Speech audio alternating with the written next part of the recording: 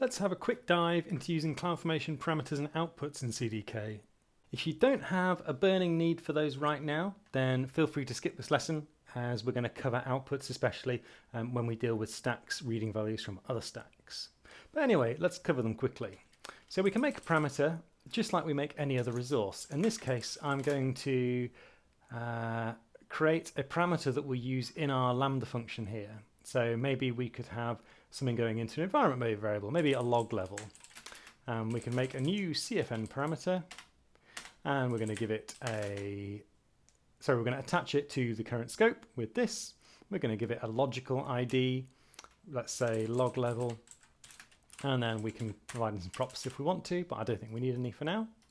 And then let's open up the environment object inside of our Lambda function, and let's set an environment variable called log level to be that parameter dot value as string. Lovely. And then we could do an output. So let's put this function into a variable. Let's call it test lambda. And then we can make a new CFN output. Whoops. And we can attach it to the current scope. So we start with this. We could call it the test lambda ARN. And then we can set the value to be the test lambda dot ARN, function ARN, there we go. Lovely.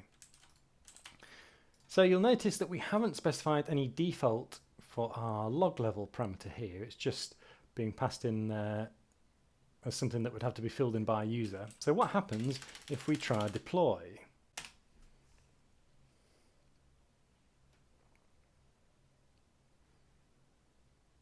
Okay, so we get an error back from CloudFormation. The following CloudFormation parameters are missing a value, log level.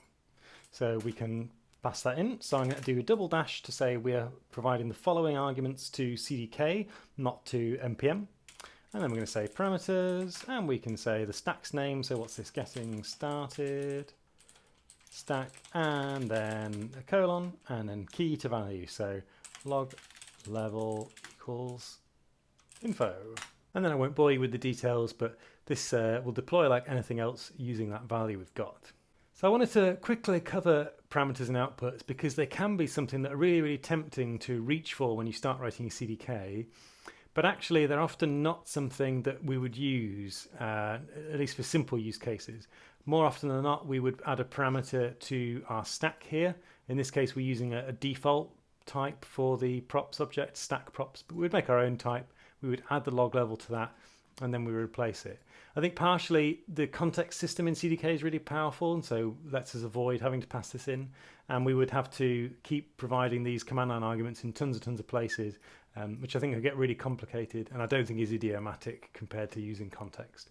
And we've got a lesson on using the context if you want to dive into that. We'll quickly have a look at the output. So you can see it's actually specified here by CloudFormation, which is really handy, so we can see them. And we can have a look in the console. We can go to CloudFormation. We can go to our stack, the getting started stack, and we'll have a look at outputs, and there is the key. While we're here, let's change the log level parameter that we've got from a CloudFormation parameter to an item or key on our props object. So we can pop up to here where we've got props, that is this stack props, the default. I'm going to make that argument required because we're going to need people to pass this log level in. We can make an interface, and I'm going to use the I name convention, but you don't have to. So I'm going to call this I getting started stack props, extends stack props, and then we're going to say our log level is a string.